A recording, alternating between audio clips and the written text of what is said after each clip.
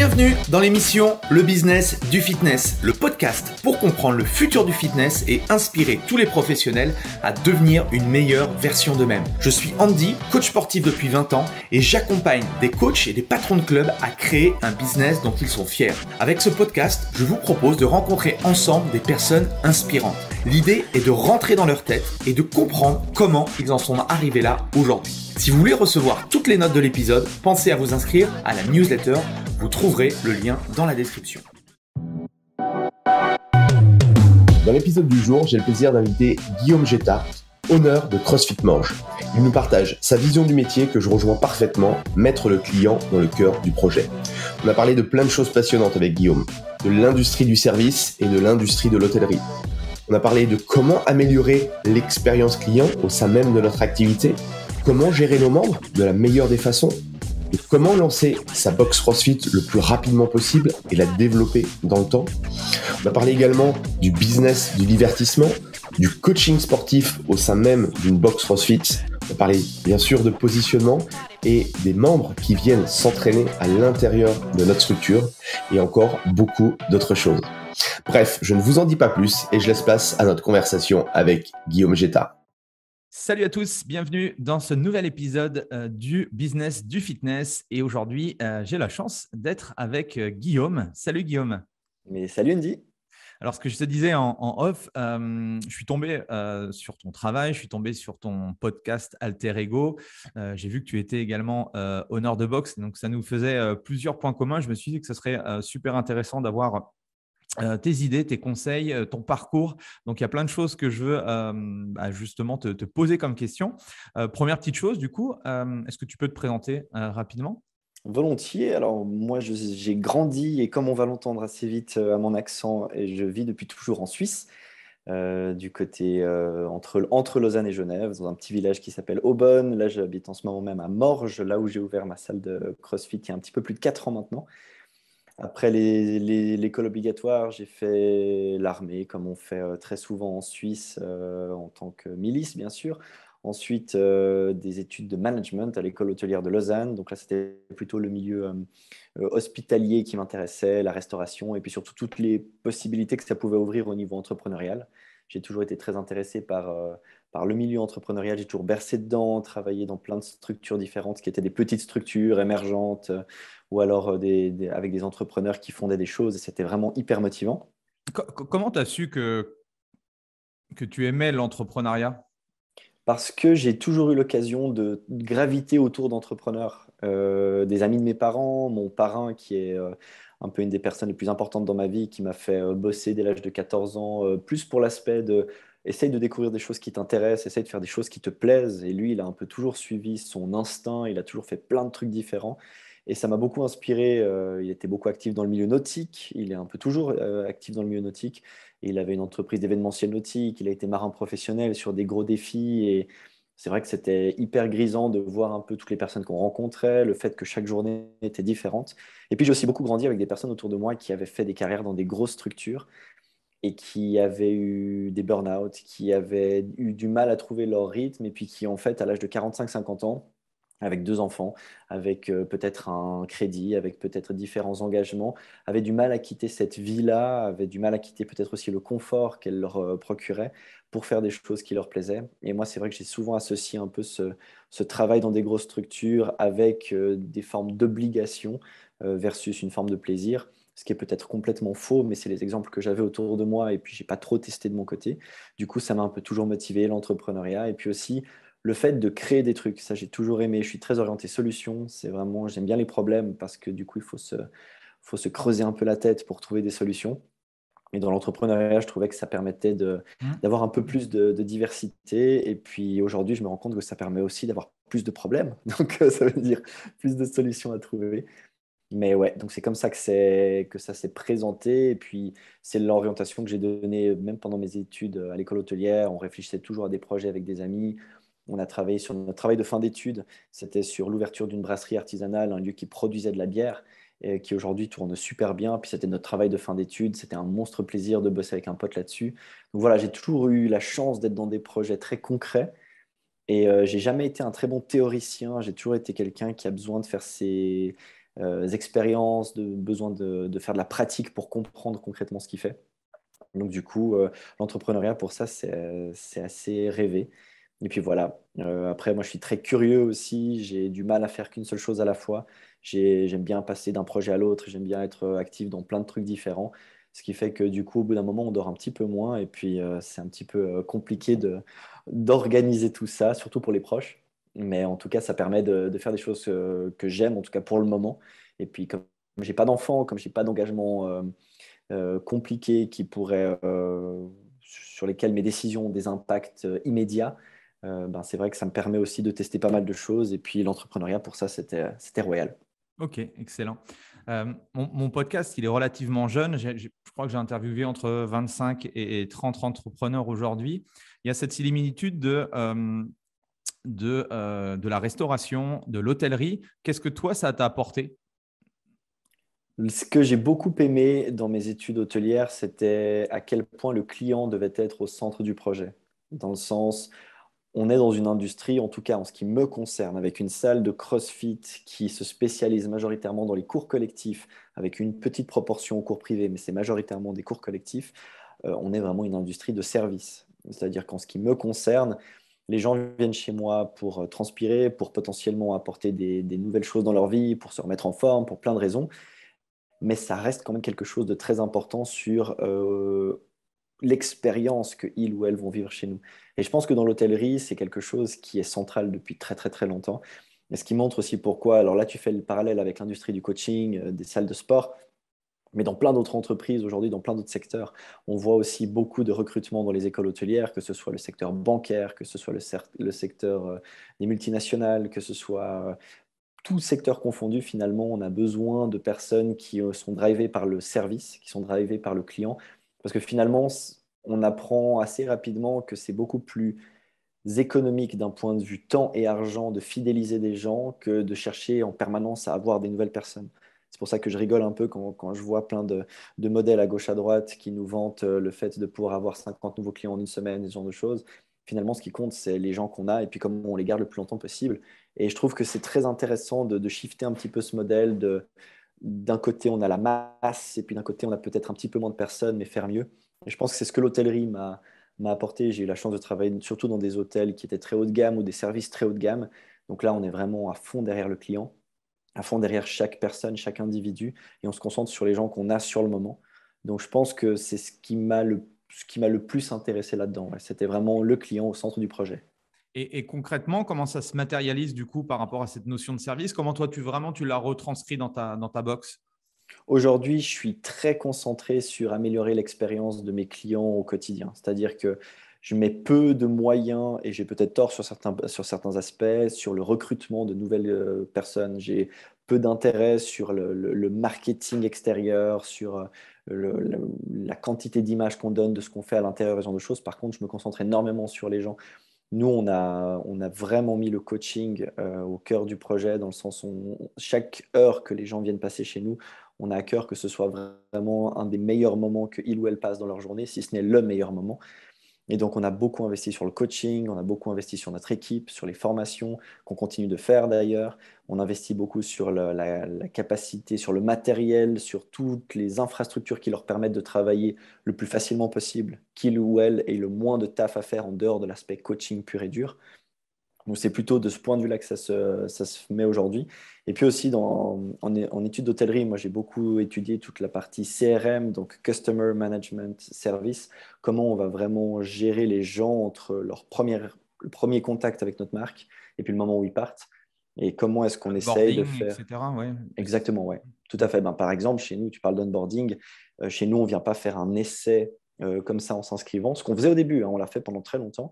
Mais depuis l'été dernier, nous, on a décidé de changer un petit… Je dis nous parce qu'on est vraiment une équipe à travailler, dans le sens que j'ai deux employés fixes et deux personnes qui sont en formation.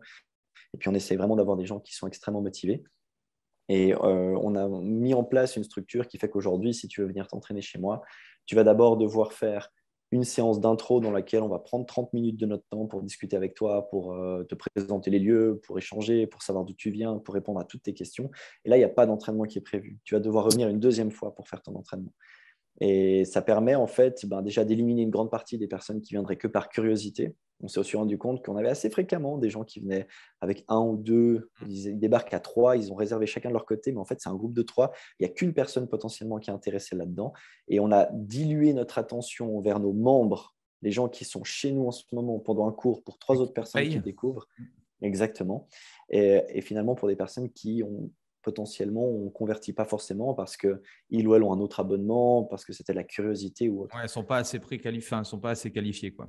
Exactement. Donc, nous, aujourd'hui, on a vraiment travaillé sur ce process de départ, sur comment est-ce qu'on intègre les gens. On voit beaucoup moins de monde, du coup, mais on a un taux de conversion qui est beaucoup plus élevé parce que les personnes qui viennent, elles vont devoir venir 2 fois. Donc, elles sont potentiellement vraiment intéressées par le truc.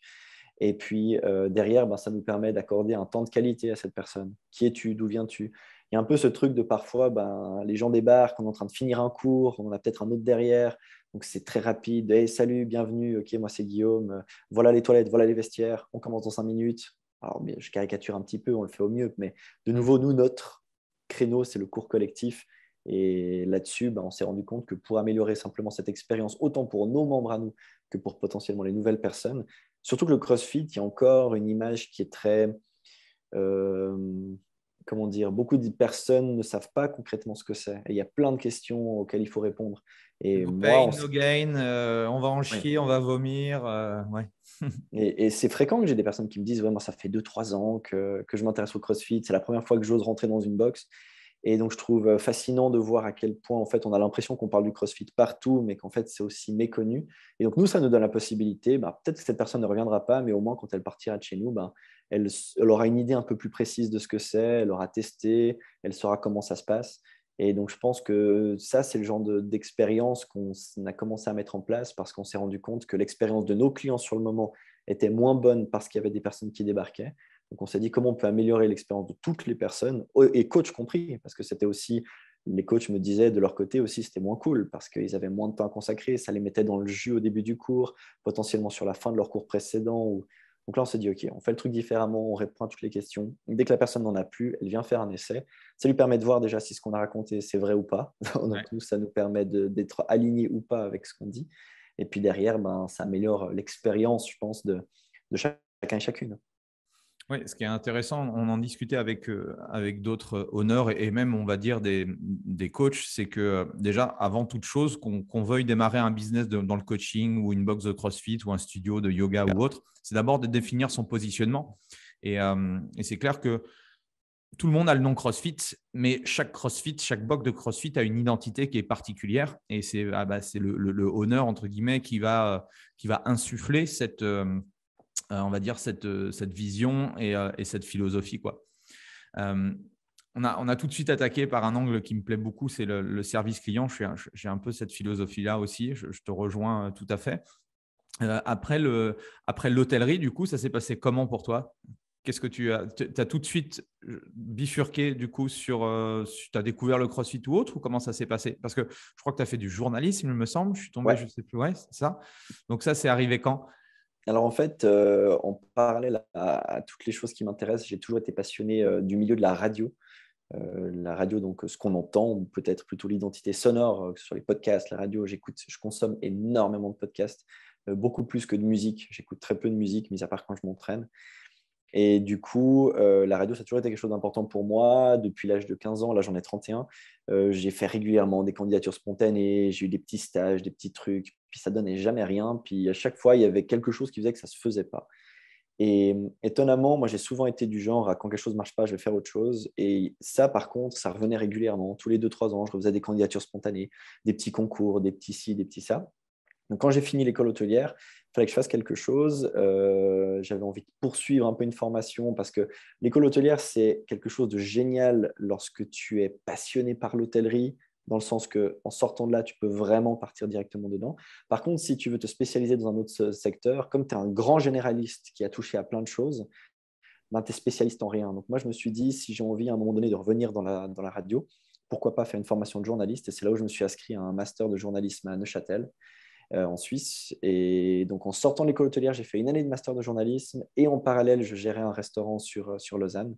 Donc, j'avais deux choses qui étaient très peu complémentaires. Je crois qu'aujourd'hui, avec le recul, je peux le dire.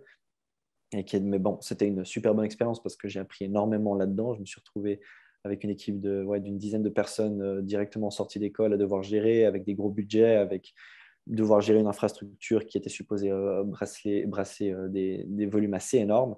Donc, c'était vraiment intéressant. Mais Qu'est-ce que tu as après, appris moi, de cette expérience de gérer un resto? plusieurs choses. J'ai appris ce que je voulais pas faire. J'ai appris aussi à peut-être un peu plus écouter mes intuitions parce qu'il y a eu assez rapidement un truc que j'ai pas senti dans le projet sur le positionnement. Tu parlais de positionnement juste avant. J'avais l'impression qu'il y avait un bug là-dedans et puis les propriétaires du restaurant m'ont dit non, mais ça va très bien se passer. On va dans cette direction. Et moi, j'étais vraiment dans l'application. Donc, je dirigeais le restaurant, c'est-à-dire que j'étais embauché par des gens qui étaient propriétaires. Je n'avais pas de part dedans. Et du coup, très vite, on s'est retrouvé avec un conflit dans la direction qu'on voulait donner là-dedans. Et c'est pour ça que j'ai fait qu'une année. C'est qu'après 6 mois, j'ai dit, écoutez, moi, je pense que ça ne va pas marcher. Très sincèrement, je pense que ça ne va pas marcher. En tout cas, comme ça, pas. Et ils m'ont dit, il faut trouver quelqu'un d'autre. Alors, donc, j'ai pris 6 mois pour trouver la bonne personne. Okay. Mais là-dedans, j'ai surtout appris, écouter plus mon intuition, ce que je n'avais pas envie de faire. C'était aussi compliqué parce que je suis arrivé, j'ai repris un restaurant qui avait fait faillite, où l'équipe avait un moral, mais dans les chaussettes. Moi, j'arrivais, ils avaient beaucoup, beaucoup d'attentes sur ce que j'allais apporter dans cet endroit. Et il y avait énormément de problèmes de processus. Il fallait tout reprendre à zéro. Donc, en fait, ça a été une année extrêmement intense où j'ai fait que ça, en plus de mes études. Et du coup, je n'ai rien fait d'autre. Je pense que j'ai fait un bon petit burn-out à la fin de l'année parce que je me suis lancé dedans à corps perdu en pensant que c'était comme ça qu'il fallait travailler. Et donc, voilà, je pense que j'ai appris aussi des limites physiques que j'avais moi-même et d'autres aspects liés purement au management. Mais c'était très enrichissant parce que là, du coup, je touchais à tout. C'était ça qui était cool. Et là, du coup, Comment tu es sorti du coup de cette situation? Niveau mental et tout, comment tu étais? Alors là, justement, il n'y avait plus grand-chose. Il fallait vraiment me ramasser à l'appel. C'était l'été, justement, une année après la fin de mes études. Et c'est là où j'ai découvert le CrossFit. J'ai toujours fait beaucoup de sports variés, mais plein de choses, du foot, du ski. J'ai jamais été bon dans rien, mais j'ai toujours fait plein de trucs. Donc, je pouvais percer dans aucune activité sportive, mais j'apprends très vite et puis je me débrouille et puis j'aime m'amuser. Et du coup, le fitness, je commençais un petit peu à fatiguer de m'entraîner tout seul. J'avais plus trop de motivation. De nouveau, mon moral était très en bas. Et puis, alors là, à ce moment-là, j'ai découvert le CrossFit. Le CrossFit, en fait, j'en avais entendu parler depuis longtemps, enfin depuis que CrossFit Léman s'était installé à Vic. CrossFit Léman qui s'est installé en 2009 ou 2010. C'était la première box de CrossFit en Suisse romande, dans la partie francophone de Suisse. Et du coup, j'en avais entendu parler, mais géographiquement, c'était trop loin de chez moi, donc j'ai un peu laissé le truc de côté. Donc quand une salle a ouvert à côté de chez moi, CrossFit La Côte, une année après, je suis allé essayer. Je me suis tout de suite fait plein de potes. J'ai tout de suite découvert que en fait, ce que je faisais au fitness, je pouvais le faire un peu différemment et de manière beaucoup plus fun et avec des gens et avec de l'ambiance. Et je suis vraiment rentré dedans à 3000%. Comme à ce moment-là, il y a un peu tous mes projets qui se sont pétés la gueule. Je n'ai pas trouvé de stage en radio. Il n'y avait rien du tout. Là, il y avait vraiment, pour la première fois de ma vie, il n'y avait rien. Je me suis passionné par ça. Je suis allé à 200% dedans. J'ai vite passé mon level 1 parce que je me suis passionné par le truc. Très vite, on m'a proposé de coacher parce que je passais mon temps dans cette salle. J'ai très vite coaché. Et puis, 6 mois après que j'ai commencé le CrossFit, mon ancien associé, qui était avant du coup le propriétaire de CrossFit La Côte, m'a proposé qu'on ouvre une salle ensemble à Morges parce que c'était un peu la dernière ville sur l'arc lémanique qui n'était pas servie en termes de CrossFit. C'est clair que vous êtes… Et c'est vrai que sur le moment, je me suis dit… Ouais. Non, je te disais que j'ai vécu 2 ans à Gex, à la frontière, et je connais bien la Suisse parce que je faisais des formations là-bas. Et c'est clair que le CrossFit est très développé dans la Suisse, sur la Suisse. Ouais, et en même temps, quand tu y penses, alors je ne sais pas ce que te diront les autres honneurs, mais moi, je pense que chez nous, on a une capacité, surtout dans l'infrastructure actuelle, qui n'excède pas les 200 membres. Donc finalement, quand tu y penses, tu vois 200 personnes pour certains bassins de population, mais c'est absolument rien. C'est vraiment, c'est un tout petit club. Donc du coup, il y en a beaucoup maintenant, on a l'impression qu'il y en a beaucoup, mais finalement, il n'y en a pas tant que ça par rapport au monde qui s'entraîne, par rapport à l'intérêt qu'il peut y avoir. Et là, on voit de plus en plus maintenant des salles qui ouvrent dans des zones qui sont un peu plus des villages, mais qui sont des points stratégiques parce que beaucoup de passages, mais un peu plus des villages que des villes. Donc voilà, je pense que je suis trop jeune pour connaître le marché du fitness, quand il y a eu cette explosion du marché du fitness, comme on l'entend aujourd'hui, des salles de musculation où les gens allaient suivre certains cours. Mais peut-être que c'était un peu pareil au départ. Il y avait quelques salles et puis tout d'un coup, ça a commencé à ouvrir un petit peu partout. Ta box, elle a quel âge là aujourd'hui? On a 4 ans et demi. C'est important le et demi quand on est jeune. Ouais. On finira notre bail là où on est en fin août de cette année et on déménage toujours dans Morges. On n'a pas encore validé le local, donc je ne peux même pas te dire spécifiquement où on sera, mais on sera toujours sur Morges. Okay. Et là, maintenant, l'idée, c'est d'agrandir un petit peu, ce qui fait que c'est une année charnière pour nous aussi de laisser derrière la première peau et puis de prendre le nouveau costume, quoi. Excellent. Moi, j'accompagne certaines personnes, certains personal trainers à monter leur propre box ou leur propre studio. Comment tu t'y es pris? Je dirais, j'ai fait beaucoup à l'encontre de tout ce que j'ai appris en études de management. Je suis allé beaucoup plus au feeling cette fois-ci. Non, plus sérieusement, mon ancien associé, lui, il venait à la base du secteur bancaire. Il avait fait des années dans ce milieu-là. Ensuite, il était parti à fond dans le CrossFit. Il avait tout plaqué. Donc, business plan, il connaissait du coup. Donc, business plan, on avait une idée. Maintenant, on a surtout beaucoup discuté du potentiel que ça pouvait avoir et puis surtout du plaisir qu'on avait à le faire. Parce que moi, je sortais d'une aventure qui était assez compliquée. Lui, il avait déjà ouvert une salle, donc il connaissait aussi un peu les limites de ce secteur et puis les difficultés que ça pouvait engendrer. Donc, du coup, ça a été vraiment notre stratégie de base. C'était on trouve un endroit avec un loyer peut-être un peu cher, mais au moins qui nous permet d'avoir pignon sur rue pour pouvoir, pendant 5 ans en tout cas, être bien visible des gens qui passent. Et ça, c'est ce qu'on a fait. On est sur un axe où il y a plus de 30 000 véhicules qui passent par jour. Donc, ça nous permettait vraiment d'avoir une bonne visibilité d'entrée. Et puis, après, on s'est dit, lui, il avait tout de suite ouvert une énorme structure. Il avait ouvert une structure qui faisait plus de 600 mètres carrés. Et puis, c'était très difficile au départ. Je ne sais pas comment sont les loyers dans d'autres régions, mais en tout cas, la région de la Côte, la région de Morges, tout ce genre de parties en Suisse romande, c'est des loyers qui sont démesurés, que ce soit au niveau privé ou commercial.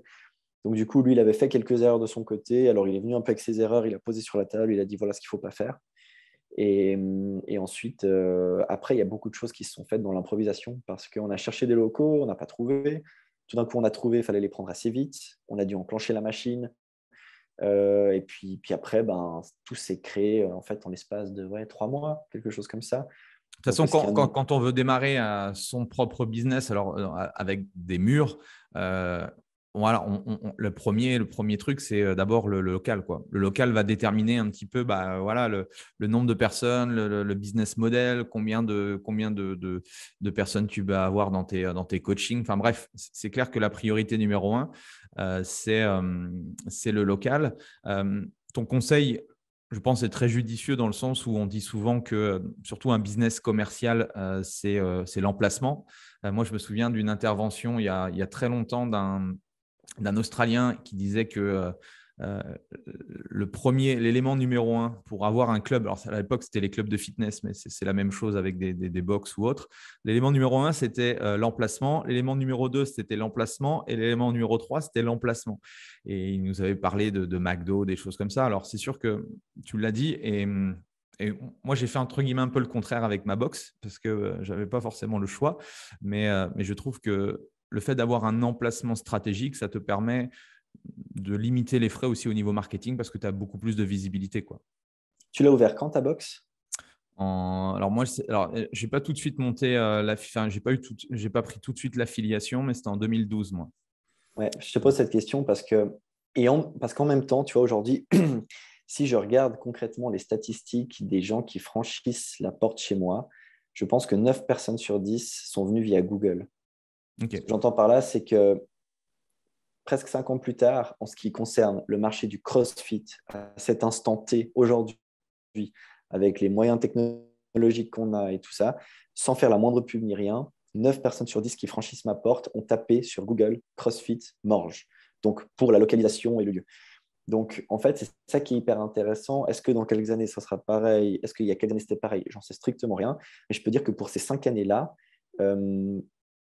les frais de marketing, pour moi, concrètement, je peux me contenter simplement du nom de domaine CrossFit parce que c'est ce qui m'a apporté le plus de monde. Donc, notre idée de base d'être vraiment pignon sur rue, ça nous a apporté des gens, ça c'est sûr. Et puis, on est toujours plus intelligent après. Et avec des si, on fait plein de choses différentes. Mais je me demande aujourd'hui si je devais ouvrir une nouvelle salle de CrossFit, purement CrossFit. Je pense que je favoriserais un lieu peut-être un peu plus isolé, étonnamment, sachant qu'il y a une grande partie des gens qui vont venir chez moi majoritairement via les réseaux sociaux ou via Facebook.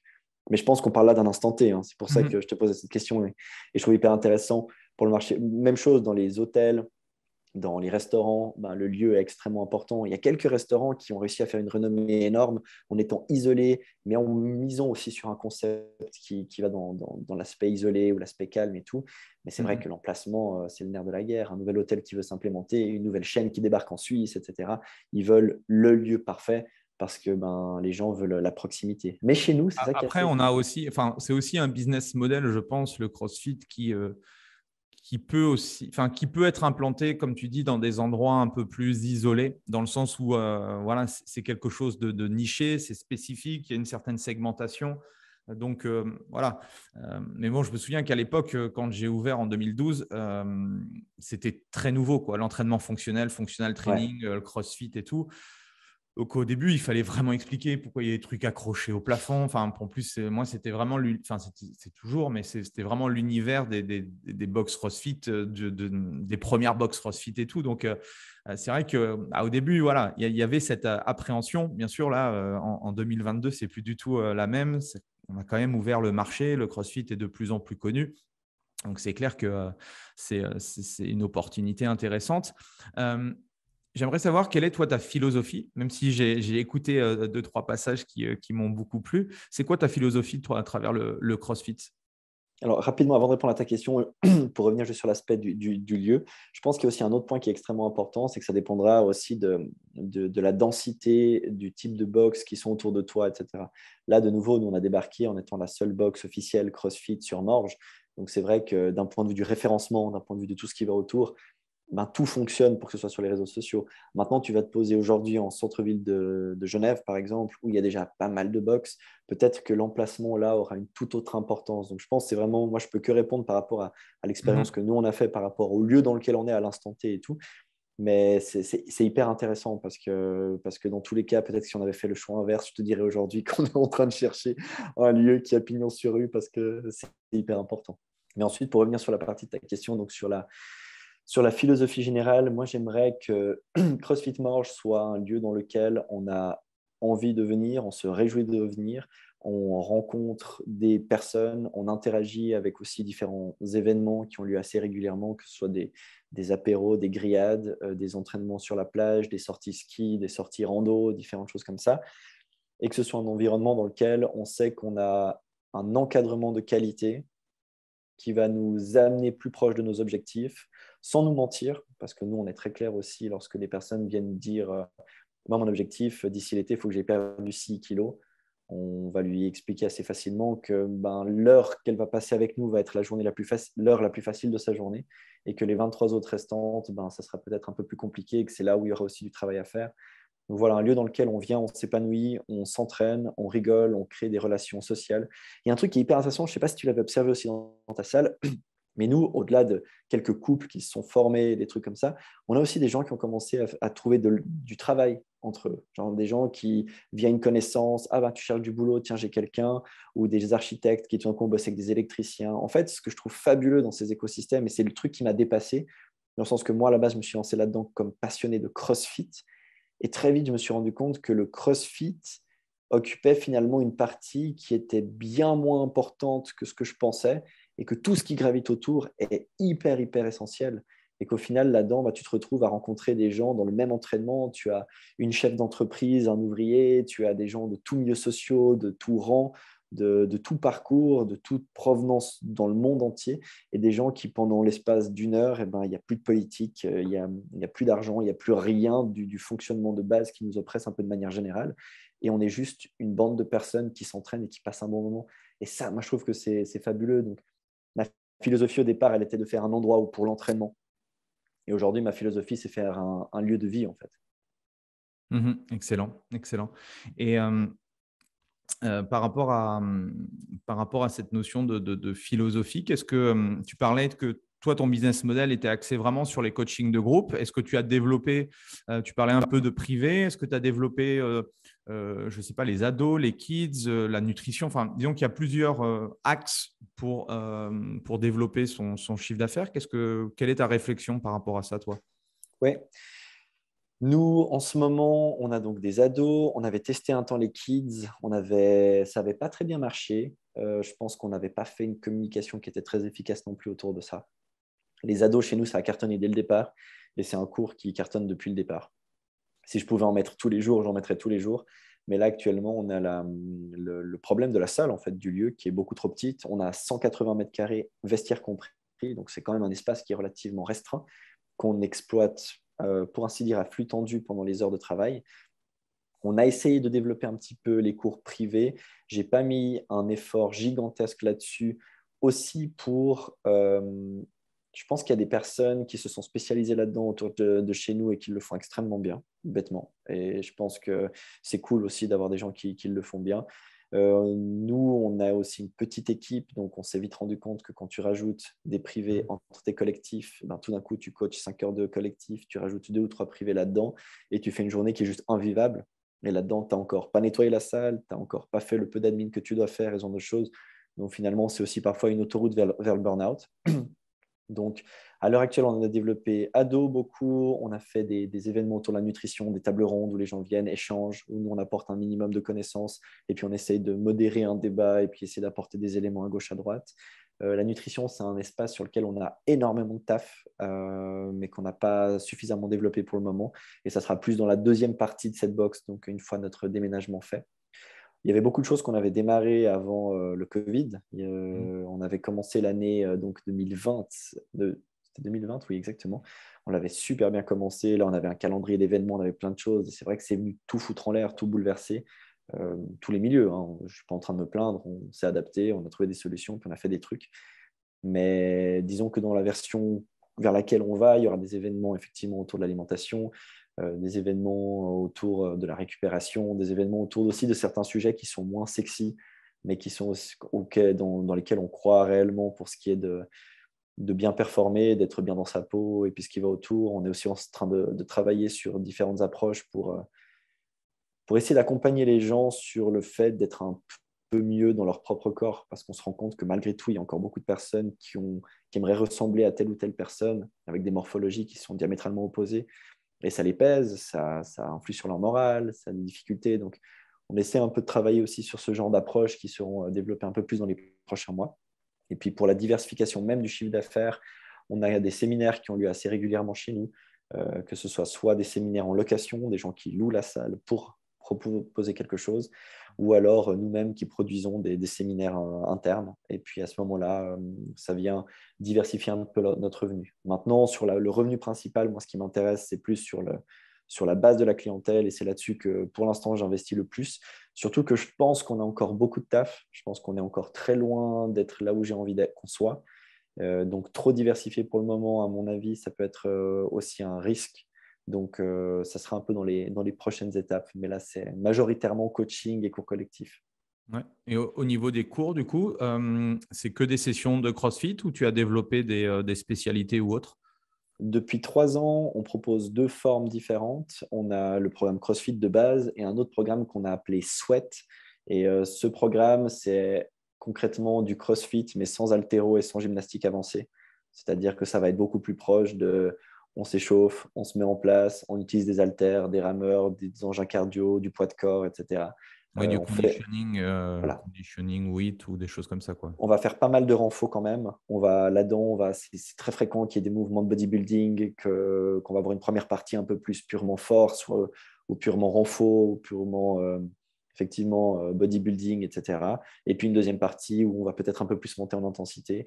Mais même ça encore, on ne met pas l'intensité à tous les entraînements. On va essayer de jouer un peu là-dessus, sur le nombre de répétitions, sur l'intensité du travail. Et donc, on propose 2 cours concrètement différents. On n'a pas de cours spécifique haltéro, on n'a pas de cours spécifique gymnastique. Ce n'est pas forcément qu'on n'a pas envie de le faire, c'est aussi que pour l'instant, on avait très peu de demandes autour de ça. Très régulièrement, moi, 2 fois par année, je fais un questionnaire pour ma clientèle, un questionnaire où il y a des questions qui sont récurrentes pour qu'ils évaluent bêtement nos services, la qualité du coaching, le lieu, les investissements. Là, c'est vraiment eux qui nous donnent leur opinion de manière anonyme, ce qui permet de récolter des informations super importantes. C'est pas toujours, enfin, il y a parfois des moments où on lit des choses et on est là, ouch, quand même. Et puis d'autres choses où on lit qui sont vraiment hyper sympas. Et du coup, on teste à chaque fois là-dedans aussi d'un point de vue purement théorique, hein, parce qu'après, il y a la pratique aussi, la demande de la clientèle par rapport à certaines idées. Et pour l'instant, c'est vrai qu'on a très, très peu. Même, je regarde, c'est assez intéressant, mais une bonne partie des séminaires qu'on fait, c'est beaucoup des gens de l'extérieur qui viennent chez nous. On a une très, très faible quantité de gens chez nous qui sont intéressés par ces séminaires-là. Est-ce qu'on fait les bons séminaires? Peut-être pas, du coup. Ou alors simplement que les gens… Quel type de séminaire que vous faites? Altéro, gymnastique. On a eu un séminaire, on a fait un cours spécifique de 3 heures qui était consacré que au toast to bar. Et c'était vraiment genre travailler à fond ce mouvement en reprenant beaucoup les bases au sol, sur le hollow, sur les différentes formes, les différentes transitions, comment travailler justement au sol, travailler ensuite sur la barre, etc. C'était un super séminaire. Là, on en a un sur le muscle up tout bientôt, où on va vraiment décortiquer le mouvement aussi. Mais ouais, on se rend compte que… Mais ça marche, c'est assez intéressant, c'est qu'il y a des gens qui viennent de l'extérieur, mais notre clientèle même, par contre, dès qu'il y a des apéros, dès qu'il y a des entraînements à la plage suivis d'un barbecue, dès qu'il y a des sorties ski, dès qu'il y a des trucs comme ça, ils sont à fond là, quoi. Donc c'est cool, ça permet de varier aussi un petit peu. Ok. Et c'est des classes de combien de personnes? On a 12 personnes maximum par classe, un coach, 12 personnes. Okay. Et puis sur les cours sweat, qui sont un peu moins techniques, on se permet parfois de monter jusqu'à 15. Parfois, ça arrive aussi sur des team WOD, donc des entraînements par équipe, où on en aura une personne qui s'entraîne et une personne qui se repose, et puis ils échangent. Là, on va faire sur des formats parfois jusqu'à 20 personnes, sachant qu'on n'a que 10 personnes qui travaillent effectivement en même temps. Mais ouais, non, c'est limité à 12 maximum. Il y a un truc, et je vais te poser la question, parce que moi, c'est un peu la problématique et la réflexion du moment, c'est que est-ce que tu as des rendez-vous individuels avec tes membres qui font du coaching de groupe? À l'heure actuelle, pas. C'est le prochain point sur lequel on est en train de taffer en ce moment. On est en train de mettre en place justement tout un système autour de ça. Je pense… Il y a une difficulté qui est celle aussi du pricing, je pense. Je pense que sur beaucoup d'aspects, aujourd'hui, quand les personnes débarquent dans une salle de CrossFit et ont été dans le milieu du fitness conventionnel, ils ou elles peuvent trouver que c'est un prix qui est très cher parce que c'est des prix auxquels on n'est pas forcément habitué. Chez nous, un abonnement annuel, donc 12 mois en entraînement illimité, ça revient à 1 700 francs. Quand je compare à certaines salles donc, de fitness conventionnelles, on arrive très facilement à des 700, 800, et puis là-dedans, il y a une partie, l'assurance qui prend et tout. Donc, pour beaucoup de personnes, nos prix sont déjà élevés. Là, moi, ça fait quelques temps que je me dis que la plupart des prix de coaching, de CrossFit sur le marché sont trop bas et probablement que nous aussi. Mais il y a vraiment pour beaucoup de personnes, on est malgré tout trop. Mais quand on regarde l'intention qu'on met à l'intérieur, les formations qu'on suit, la qualité de l'investissement qu'on essaie de leur donner, finalement, on se rend compte que le prix n'est pas si élevé que ça une fois qu'on connaît bien l'offre. Et là, aujourd'hui, si je devais mettre en place un système de suivi personnalisé pour les 150, 200 personnes qu'on pourrait avoir, à ce moment-là, je pense que sur le modèle financier, j'ai du mal à voir comment on arrivera à s'y retrouver pour l'instant. Donc, c'est vraiment un truc auquel je réfléchis parce que, à mon avis, c'est le meilleur moyen de suivre les gens. Déjà, eux-mêmes, par rapport à eux-mêmes, le fait d'avoir un peu cette constance tu vois de manière annuelle, biannuelle, Moi, c'est triannuelle. vraiment la frustration parce que quand j'ai démarré, moi, l'objectif, c'était voilà, le coaching, quoi. Moi, je dis que mon centre, c'est un centre de coaching.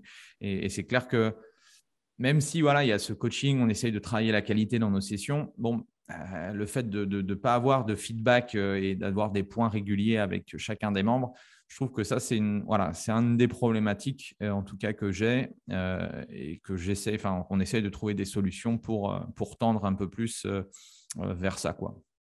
Oui, mais je pense que c'est hyper important. Après, moi, là où je réfléchis, donc il y a ces deux axes, il y a celui de l'augmentation du prix et comment est-ce qu'on peut améliorer encore l'expérience client pour que finalement ce prix soit quelque chose de correct par rapport à l'expérience qu'on vit. Et puis, il y a l'autre option sur laquelle je réfléchis en ce moment, qui est celle de donner la possibilité aux gens d'avoir ces…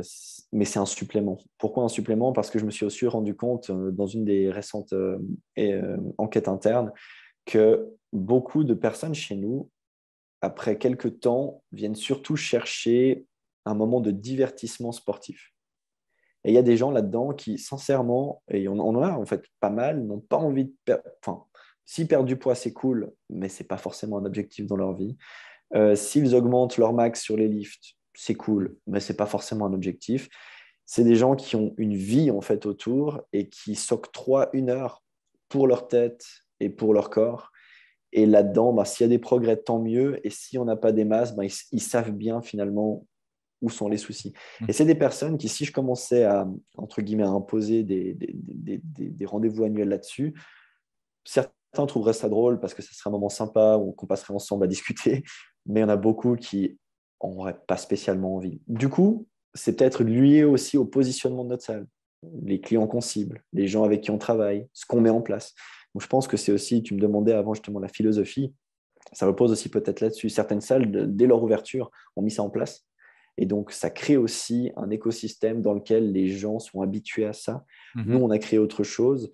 Et quand je vois la population avec laquelle je travaille, et une population que j'adore et avec qui j'ai envie de continuer à travailler, il y en a beaucoup là-dedans pour qui prendre 1 heure de leur temps, c'est énorme. C'est-à-dire qu'on a là-dedans des mères célibataires avec 3 enfants qui galèrent déjà à boucler la fin de mois, mais c'est leur moment 3 fois par semaine et elles se démerdent pour être là. Mais si elles devaient rajouter quelque chose en plus, ça ne les intéresserait pas spécialement. D'autres ont vraiment envie de feedback, ont vraiment envie qu'on soit là, qu'on leur donne des objectifs, qu'on les évalue. Donc, c'est ça qui est intéressant. Peut-être qu'il y a une forme hybride là-dessus. Il y en a beaucoup qui en parlent dans les différents forums qu'on peut trouver autour du milieu du business, de la gestion des salles de sport. En ce qui me concerne, j'ai assez envie d'essayer de voir quelle forme on arrive à développer par rapport aux gens avec qui on a envie de bosser et puis comment ça peut rentrer dans leurs intérêts ou pas. Yes, parfait. Et tu as parlé un petit peu de marketing, que tu faisais peu de marketing, peu de visibilité. Qu'est-ce que tu mets en place aujourd'hui ou qu'est-ce que toi, tu conseillerais à des personnes qui veulent justement monter une box ou autre au niveau marketing que tu as pu tester? Alors, je dirais à ces gens de regarder exactement tout ce qu'on fait et puis de faire tout l'inverse. Ça marchera sûrement beaucoup mieux.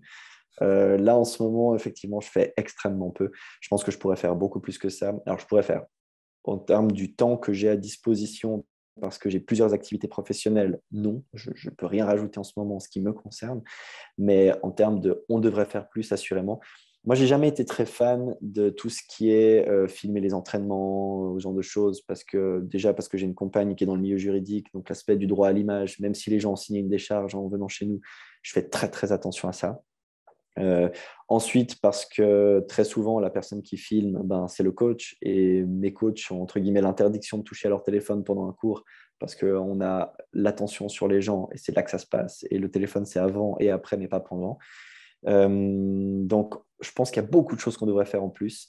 J'avais vu pendant les confinements comme ça, j'étais beaucoup plus actif parce que du coup, comme tout était arrêté, je pouvais passer beaucoup plus de temps. C'est très chronophage, surtout que moi, j'ai beaucoup de mal à faire le truc vite fait, un peu spontané et sans travail derrière.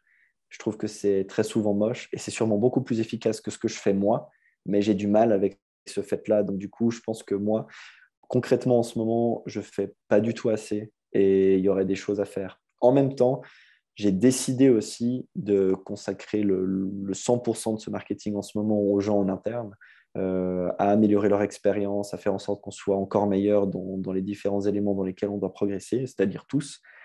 Et donc, ce n'est pas quelque chose qui me pèse beaucoup en ce moment. Mais de nouveau, je tiens à dire aussi que on est une salle de CrossFit dans un environnement dans lequel il n'y a pas beaucoup de salles de CrossFit. On est une petite structure, donc on n'a pas besoin de 1500 membres. Et donc, il y a plusieurs paramètres qui font que, en faisant comme ça, pour le moment, ça fonctionne, mais il va falloir à un moment donné faire un peu plus. Tu dis que tu t'es focalisé beaucoup du coup sur tes clients. Est-ce que tu as senti le fait de te focaliser sur l'expérience, sur mettre beaucoup plus de valeur sur tes clients, est-ce que tu as ressenti justement une fidélisation plus importante? Tu as réussi à le chiffrer, à le matérialiser, ça?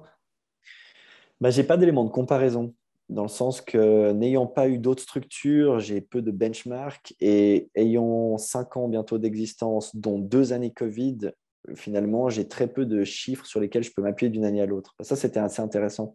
Lorsque le Covid est arrivé, on démarrait notre 3e année en fait d'activité. Et là, on commençait enfin à avoir des statistiques qui allaient me servir, c'est ce que je pensais, de base, pour ensuite voir d'une année à l'autre si on progressait ou pas. Les 2 premières années, je ne sais pas, peut-être que chez certains et certaines, ça cartonne dès le départ et ils sont surtout submergés. Nous, il a fallu lancer le truc. On est parti de zéro, on avait 0 client. Donc voilà, tu démarres de zéro. C'est dur la première année, la deuxième, ça l'est tout autant. Et puis la troisième, tu commences à avoir l'impression que tu vas pouvoir en vivre. Donc, comme j'ai très peu de comparaisons, je peux très peu donner de chiffres par rapport à notre stratégie. Par contre, là où je trouve très intéressant, c'est de voir à quel point, malgré tout ce qu'on a traversé, on a gardé du monde et à quel point le noyau qui est resté est devenu très, très solide et à quel point il s'est investi aussi pour nous maintenir à flot.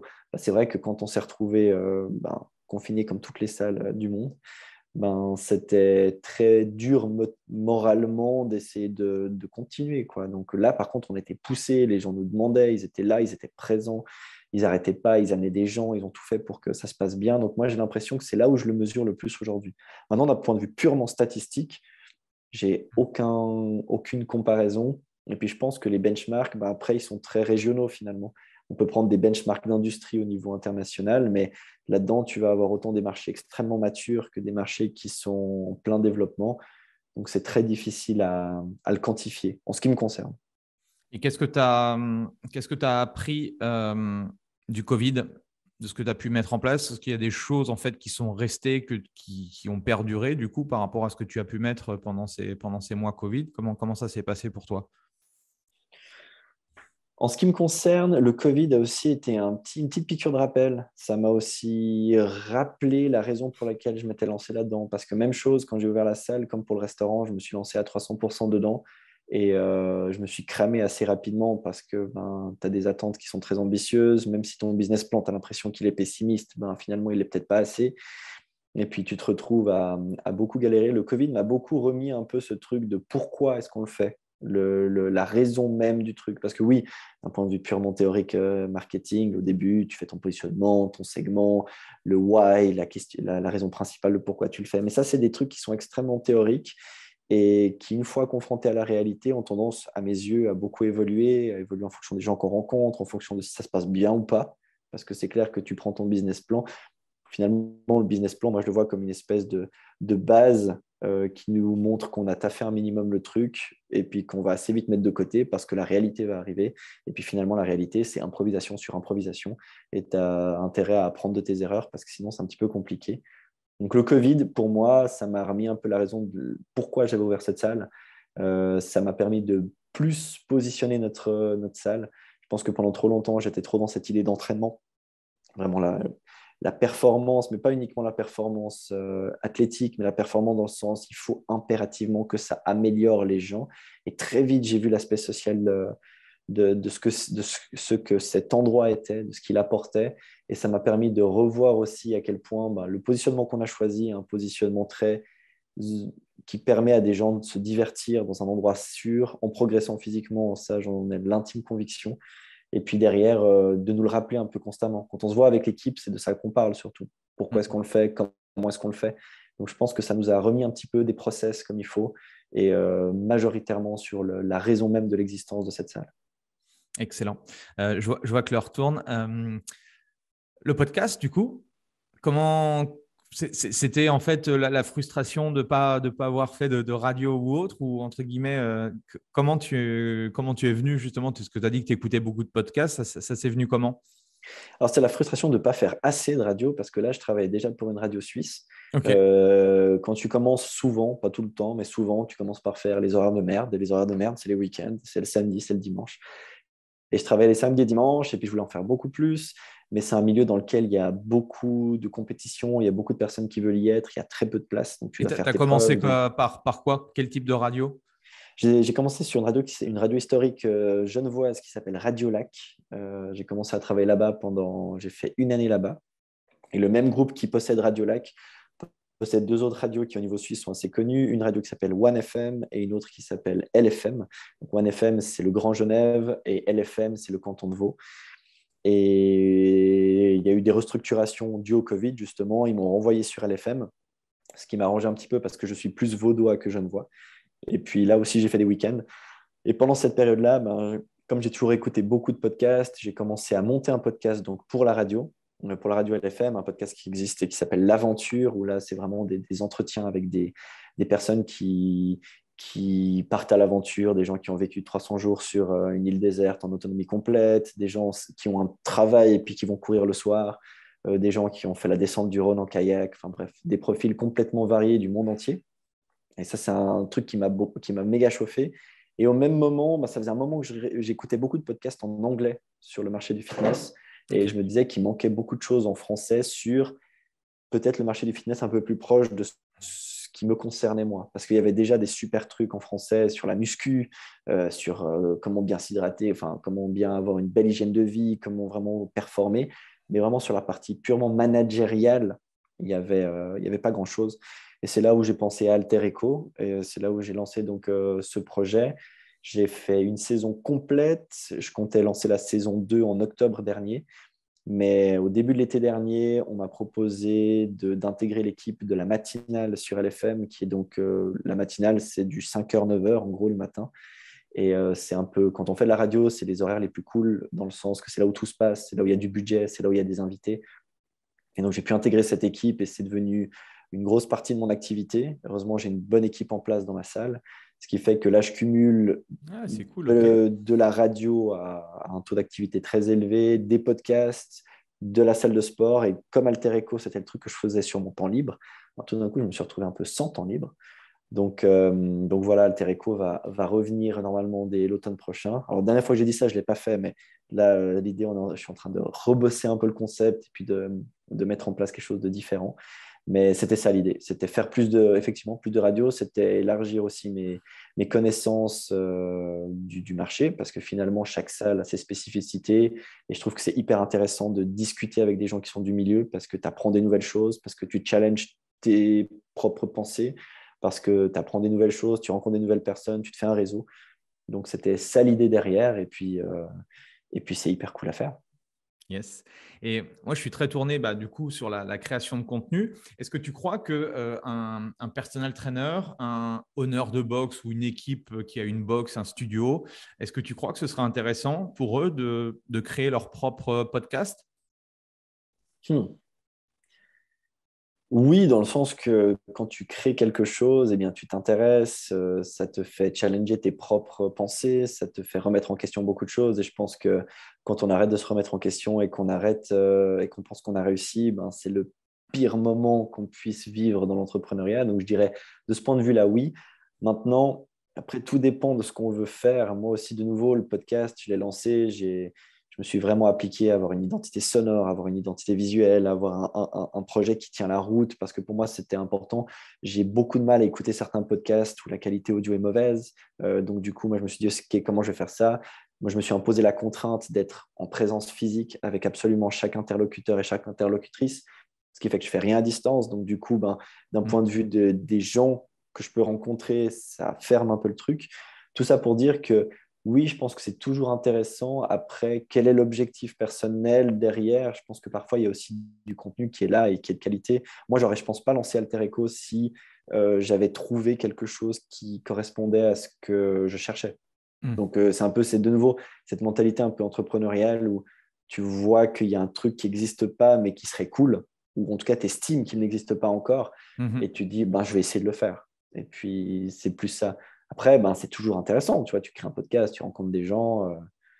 C'est toujours hyper chouette. La preuve, je pense qu'on ne se serait pas rencontrés aussi vite s'il n'y avait pas cette opportunité-là. C'est sûr. Et comment tu fais pour continuer à progresser, Guillaume? Podcast. J'écoute énormément de podcasts. C'est quoi ton top 3? Vas-y. Alors, écoute, je vais te surprendre parce que ça n'a rien à voir avec l'industrie du fitness. Mon top 3 en ce moment, c'est l'humour d'Inter, de France Inter. J'aime beaucoup les humoristes de France Inter et tous les jours, il y a plein qui sortent. Donc, je pense que par jour, ça me fait une consommation de sketch qui est assez grosse. J'aime beaucoup Génération Do It Yourself, qui est un gros podcast français. Mathieu Stéphanie. Exactement. Qui rencontre beaucoup d'entrepreneurs et d'entrepreneuses avec un format extrêmement long pour le coup, parce qu'il y a des épisodes qui font passer 2h30, parfois même 3 heures. Parfois, je pense qu'ils sont un peu trop longs, mais en tout cas, ils rencontrent des personnes qui sont fascinantes. Ça passe d'Alain Ducasse, qui est un très, très grand chef, à une personne qui fonde une entreprise d'assistants personnels, de personnes que tu peux mandater pour 1 heure, 2 heures, 3 heures par jour pour faire ton admin, ce genre de choses.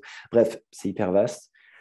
Et puis, mon 3e podcast préféré, attends, je vais ouvrir mon application et puis je vais te dire tout de suite parce que, je ne sais pas, il y a des trucs que j'écoute beaucoup. Il y a Code Source, qui est un podcast du journal Le Parisien en France, qui chaque jour revient sur une actualité et puis l'approfondit. En fait, moi, ce que j'aime beaucoup, et ça, on le retrouve un peu dans toutes les facettes de ce que je fais, c'est que je suis très curieux de plein de secteurs différents. Et toute personne qui est intéressée par l'entrepreneuriat, je peux qu'encourager ces gens à être plus curieux et plus curieuses, parce que finalement, moi, toutes ces choses me nourrissent aussi avec mes clients et clientes. C'est-à-dire que, pour revenir, pour refaire un petit lien peut-être avec l'activité du CrossFit, j'ai tellement de discussions avec les gens avant et après les cours. Et c'est des gens qui viennent de tous les milieux. Et le fait de pouvoir m'intéresser à ces personnes, de pouvoir savoir un petit peu d'où ils ou elles viennent, de savoir un petit peu qu'est-ce qui est important pour ces personnes, de connaître un minimum de choses de leur secteur, ça permet d'avoir de la discussion. Et je pense que nous, on fait beaucoup de discussions avec les gens. On est des psys et moins bien payés. Donc, du coup, je pense que moi, j'ai besoin que ce soit très, très varié. En ce moment, j'écoute par exemple très peu de podcasts en rapport avec le milieu du fitness précisément. Après, quand j'en écoute, c'est The Best Hour of Their Day. C'est un podcast en anglais, pardon pour l'accent. C'est Jason Khalipa qui avait The Business of Fitness. C'est des choses comme ça qui sont très intéressantes parce qu'ils parlent d'un thème. Ils le traitent pendant 15, 30, 45 minutes. Et puis, c'est toujours des… En fait, il y a un truc que je trouve très intéressant dans le podcast, c'est que parfois, tu as passé 45 minutes à écouter une discussion et il y a une phrase qui sort. Et cette phrase, elle va te rester mais à vie. Et tu es là, ah putain, j'y avais pas pensé. Et rien que pour cette phrase-là, ça justifie les 45 minutes autres que tu auras peut-être oubliées dans quelques minutes. Et c'est ça que je Moi, ça m'arrive en voiture de m'arrêter pour noter le truc parce que je me dis, je vais zapper le bordel. Et ça, c'est la pépite pour moi. Et je me dis, ça va me servir en fait. Et c'est vrai que je suis tout à fait d'accord avec toi. Ouais, c'est clair. Je vais te laisser parce que je sais que tu as un rendez-vous. Je trouve que c'est fascinant avec le podcast parce qu'on peut voir plein de trucs. Merci en tout cas, c'était super enrichissant. J'avais encore plein de choses sur le management, mais peut-être qu'on aura l'occasion du coup de se refaire un autre épisode. Où est-ce qu'on peut te retrouver ? Instagram, c'est vrai que moi, Guillaume Jetta, c'est là où il se passe des choses, mais je suis aussi autant actif sur mon propre Instagram que sur l'Instagram de ma box en ce moment, CrossFit Morge, Alter Echo. C'est un peu là où il y a des actus. Donc, je pense que je communique très peu vers l'extérieur, ou quand je communique, c'est souvent pour poster des mèmes qui me font marrer. Donc, tu vois, genre, en ce moment, je suis vraiment là-dedans. Mais par contre, je crois que je suis assez accessible. Donc, toute personne peut me contacter à tout moment. J'essaye, dans la mesure du possible, de répondre de manière la plus complète. Et puis voilà. Ok, super. Merci en tout cas, Guillaume. Merci à toi pour l'invitation. Partage. Et puis, merci à toutes les personnes qui sont restées connectées. Pensez à mettre un petit 5 étoiles et un petit commentaire. Ça permet justement à l'algorithme de mettre en avant le podcast. Merci. Oui, ça, c'est hyper important. Ça, tu as raison de le mentionner parce que ça prend vraiment 30 secondes à faire de mettre une étoile, de mettre un petit pouce, de mettre un petit commentaire. Et il y a une jungle de podcasts parce qu'on écoute plein de trucs, mais c'est difficile et les contenus de qualité ne sont pas forcément nombreux. Donc, je pense que c'est un bel engagement des gens de nous aider et de mettre un petit truc positif parce que derrière, ça permet au projet de vivre et puis ça te permet à toi de continuer de rencontrer plein de personnes. Et faites-le. Ouais. Merci en tout cas. Allez, à bientôt. Ciao. À bientôt. Voilà, c'est fini pour aujourd'hui. J'espère que l'épisode vous a plu. Merci d'avoir passé ce moment en ma compagnie. 2 petites choses avant de vous quitter. Si vous cherchez les notes de l'épisode ou que vous voulez tout simplement me contacter personnellement, allez sur mon site andypoiron.com. Donc tout attaché, www.andypoiron.com. www.fitnessmindset.com. Vous trouverez toutes les informations nécessaires. Et dernière chose, et c'est la plus importante pour moi, si vous voulez m'aider à promouvoir ce podcast, eh bien vous mettez un avis 5 étoiles sur Apple Podcast. Si vous regardez cet épisode sur YouTube, eh bien pensez à liker et à vous abonner à ma chaîne YouTube et pensez à en parler autour de vous, pensez à en parler à vos amis ou à vos collègues dans le fitness. Ça permettra véritablement à ce podcast d'avoir beaucoup plus de visibilité. Voilà, en tout cas, merci, à très vite pour le prochain épisode.